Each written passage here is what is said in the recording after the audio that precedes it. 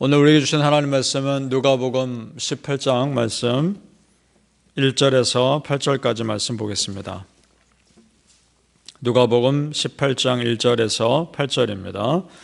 신약성경 126페이지입니다. 같이 읽습니다. 시작.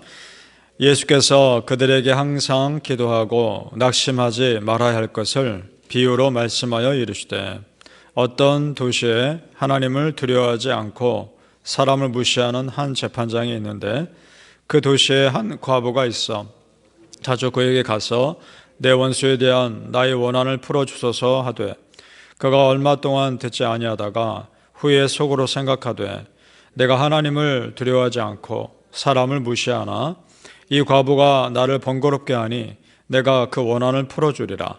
그렇지 않으면 늘 와서 나를 괴롭게 하리라 하였느니라. 주께서 또 이르시되 불의한 재판장이 말한 것을 들으라. 하물며 하나님께서 그 밤낮 부르짖는 택하신 자들의 원한을 풀어주지 아니하시겠느냐. 그들에게 오래 참으시겠느냐. 내가 너희에게 이르노니 속히 그 원한을 풀어주시리라. 그러나 인자가 올 때에 세상에서 믿음을 보겠느냐 하시니라. 아멘. 이 새벽에 예배하시는 은혜가 우리 성도님들께 함께 하시기를 예수님 이름으로 축복합니다. 아멘. 자, 오늘 예수님께서 또 여러 비유를 말씀하시지만 오늘 과부와 재판장의 비유에 집중해서 보겠습니다. 자, 먼저 이 비유를 말씀하신 그 이유를 주목해 볼 필요가 있습니다. 1절에 이미 이유를 말씀하셨습니다. 자, 1절 다시 한번 읽겠습니다. 예수께서 그들에게 항상 기도하고 낙심하지 말아야 할 것을 비유로 말씀하여. 아멘. 자, 이 비유를 말씀하신 이유가 우리로 하여금 항상 기도하고 낙심하지 말도록 하기 위해서라는 겁니다. 그래서 지금 이 말씀을 계속 하시는 겁니다. 저는 이 1절 말씀 자체가 은혜라고 믿습니다. 왜냐? 예수님께서 우리에게 원하시는 것이 우리가 기도하고 낙심하지 않는 삶이기 때문에 그렇습니다. 자, 그러면 우리가 그렇게 살도록 도와주시지 않겠습니까? 우리에게 그런 소망을 주실 거란 말입니다. 그 내용이 오늘 비유에 나오는 겁니다. 무슨 말이냐? 꾸준하게 기도하고 포기하지 않고 하나님 끝까지 붙잡고 매달리면 반드시 응답해 주신다는 겁니다.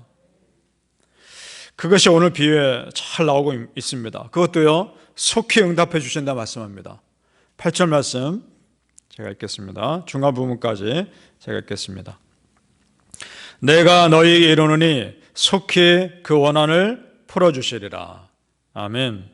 원한, 억울함 풀어주시리라. 우리 아버지 하나님, 나의 원한, 나의 억울함, 답답함 풀어주시는 분인 줄 믿습니다. 이사야 51장 22절에 이런 말씀이 있습니다. 너희 주 여호와 그의 백성의 억울함을 풀어주시는 네 하나님이 이같이 말씀하시되. 아멘. 우리 억울함 풀어주신 하나님. 여러분, 우리 하나님께요 기도하지 못할 것이 없습니다. 믿습니까?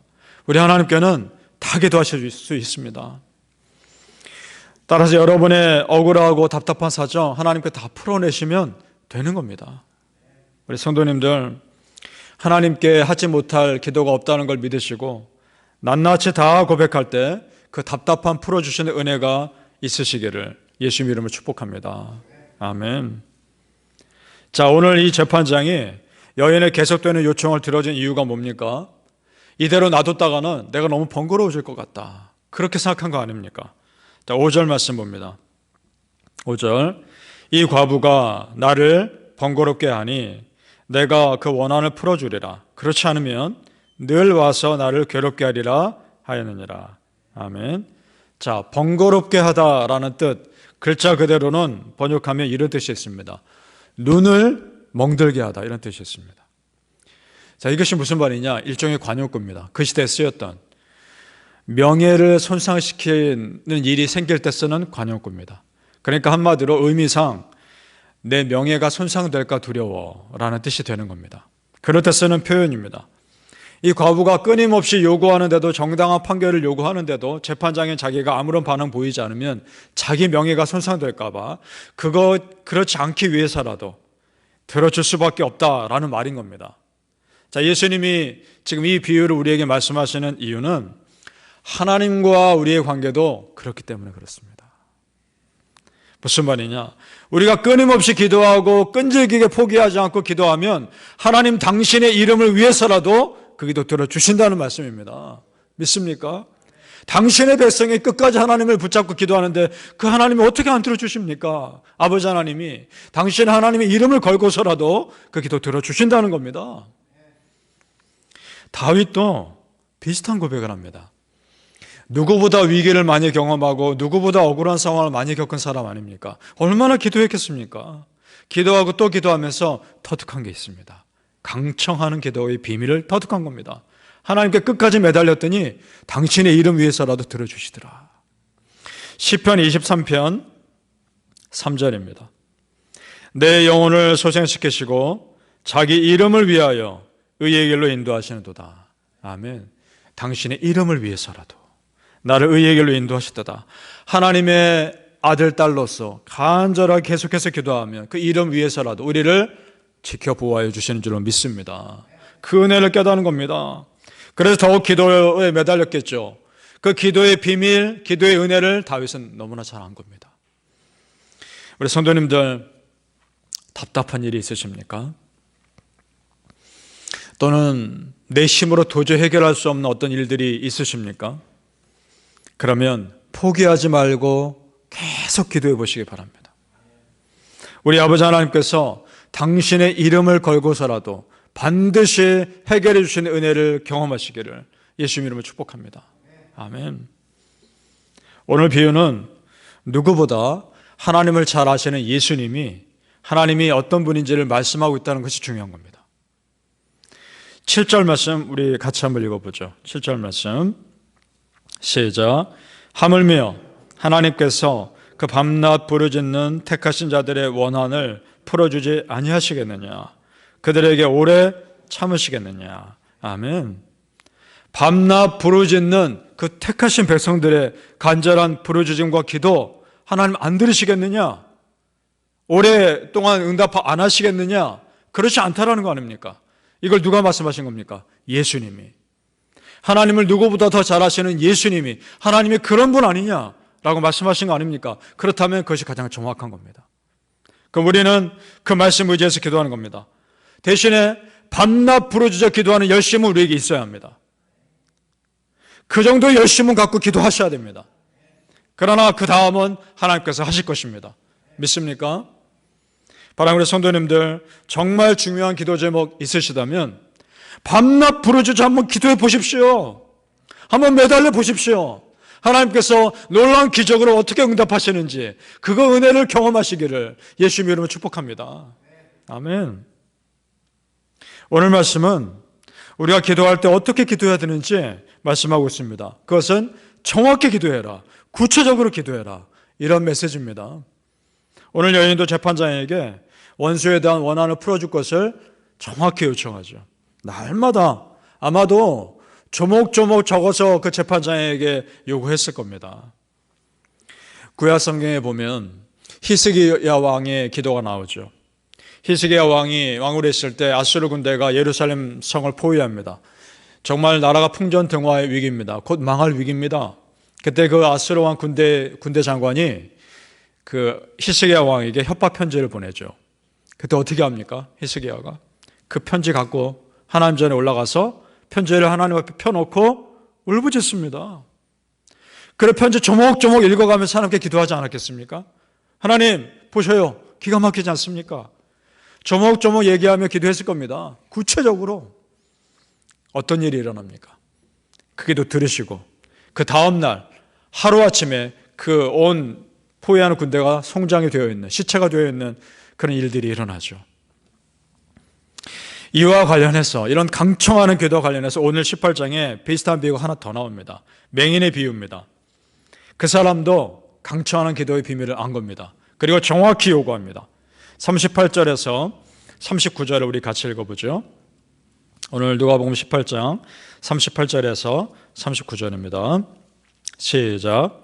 맹인이 외쳐 이르되 다윗의 자손 예수여 나를 불쌍히 여기소서 하거늘 앞서가는 자들이 그를 꾸짖어 잠잠하라 하되 그가 더욱 크게 소리질러 다윗의 자손이여 나를 불쌍히 여기소서 하는지라. 아멘.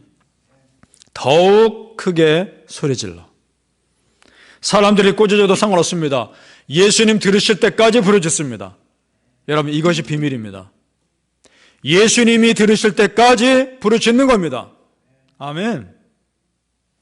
그러자 예수님이 멈추고 그 사람에게 묻습니다. 41절을 보십시오. 41절. 너에게 무엇을 하여 주기를 원하느냐? 이르되 주여 보기를 원하나이다. 아멘. 주님, 보고 싶습니다. 내 눈 뜨게 해주십시오. 정확히 요구합니다. 우리의 기도가 그래야 한다는 겁니다. 여러분, 이런 겁니다. 아버지 하나님, 내가 이러이러한 문제가 있습니다. 언제까지 해결되지 않으면 안 됩니다. 하나님, 이러이러한 상황, 이렇게 도와주시면 참 좋겠습니다. 기도하는 겁니다. 간절하게 다 기도하는 겁니다. 구체적으로. 해결되고 안 되고는 내 몫이 아닙니다. 나는 일단 구체적으로 기도하고 보는 겁니다. 나머지는 하나님께서 하실 겁니다. 자, 이런 겁니다. 나는 기도하는 것이고 응답은 하나님이 하시는 것입니다. 믿습니까?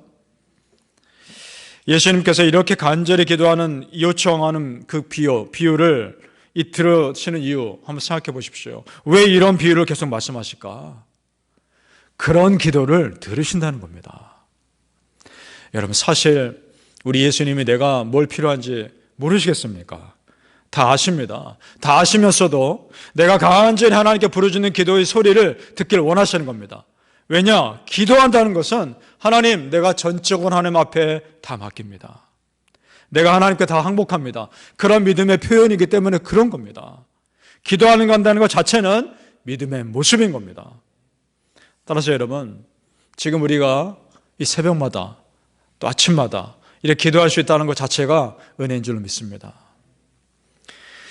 데살로니가전서 5장 16절 18절 말씀, 우리 다 아시는 말씀인데 이런 말씀이 있습니다.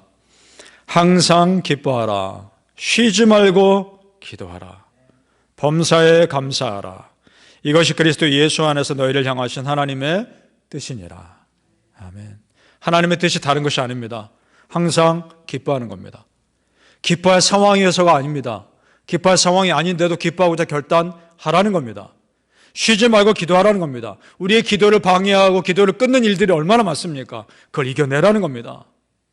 범사에 감사하라. 감사할 조건 안 돼도 감사를 결단하라는 거 아닙니까? 그것이 하나님의 뜻이니라. 사랑하는 성도님들, 우리로 하여금 하나님께서 기도하게 하시는 데는 다 이유가 있습니다. 그걸 믿으시고 끝까지 쉬지 말고 포기하지 말고 기도했을 때 하나님이 어떤 은혜를 부어주시는지 다 체험하시기를 예수님 이름으로 축복합니다. 아멘. 기도하겠습니다. 아버지 하나님, 감사합니다. 기도할 수 있다는 것이 은혜이고 기도할 상황이 될 수 있다는 것이 또한 감사이고 기도할 마음 주신 것도 하나님의 역사인 줄 믿습니다. 아버지 하나님, 내 마음을 무너뜨리고 기도를 방해하고 내 기도를 끊는 일들이 얼마나 많은지 모릅니다. 하나님, 그러나 그런 상황에서도 기도하기를 쉬지 않게 하여 주옵소서. 기도하기를 끝까지 기도의 끈을 붙잡게 도와주옵소서. 그렇게 하나님 앞에 매달리며 기도했을 때 하나님이 우리 삶을 어떻게 인도하시는지를 다 경험할 수 있도록 축복하여 주시옵소서. 하나님, 기도에 매달린 우리 성도님들의 삶 가운데 친히 역사하여 주셔서 이전에 경험하지 못했던 놀라운 일들을 경험할 수 있도록 인도하여 주시옵소서. 감사하며 예수님 이름으로 기도합니다. 아멘.